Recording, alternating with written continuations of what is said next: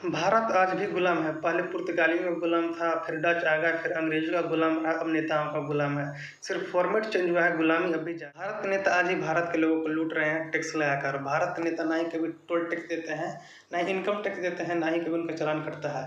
वो सिर्फ़ टैक्स लगाकर भारत के लोगों को पैसों की लूट रहे हैं और विदेशी बैंकों में जाकर भारत के नेता टैक्स नहीं देते हैं और ना ही अमीर लोग टैक्स देते हैं। वो दूसरे देशों में चले जाते हैं या इसके में फ्रॉड कर देते हैं या बोलते हैं कि हम एग्रीकल्चर से कमाए हैं, क्योंकि कृषि से कमाने पर किसी प्रकार का टैक्स नहीं देना होता है। भारत की आम जनता इतना टैक्स देती है, फिर भी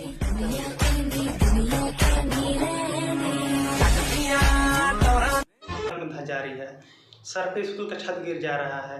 इतना टैक्स देने के बावजूद भी ये सब हो रहा है, तो इसे लूट नहीं कहेंगे तो और क्या कहें। हमारे देश के नेता इतना ऐश मौज इसलिए काट रही है कि भारत की जनता पर इतना टैक्स ही लगा दी है सरकार ने कि जनता मर रही है और नेता ऐश मौज काट रहे हैं।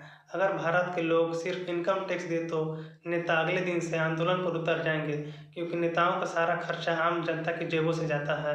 ये भारत देश नेताओं का गुलाम। महिलाओं का इतना शोषण अंग्रेजों के टाइम पे नहीं हुआ था जितना भी बीजेपी के टाइम पे हो रहा है।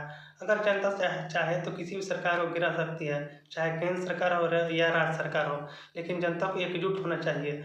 अगर एकजुट हो जाएगी तो राज्य सरकार या केंद्र सरकार किसी को गिरा सकती है। सरकार गिराना इतना आसान नहीं है, लेकिन उतना मुश्किल भी नहीं है। जनता चाहे तो कुछ भी कर सकती है। भारत एक डेमोक्रेटिक कंट्री है, जनता यहाँ की मालिक है। जनता चाहे तो सरकार गिरा सकती है और बना सकती है। भारत की सरकार भारत की जनता को लूट रही है टैक्स के नाम पर। इतना टैक्स देने के बाद भी भारत के लोग न्याय के लिए लड़ रहे हैं। एजुकेशन, बिजली, पानी, इतना टैक्स देने का क्या फ़ायदा है जब न्याय के लिए लड़ ही रहे हैं। चीन भारत से पीछे आज़ाद होने के बाद भी दुनिया में सबसे आगे निकल चुका है, लेकिन भारत देश में टैक्स का पैसा सिर्फ नेताओं की झोली भरने में जाता है। किम जंग रेड्डी ने पहाड़ कटवाकर पूरा महल बना रखा है। ये पैसा उसके पिता का नहीं था, ये आम जनता का पैसा था।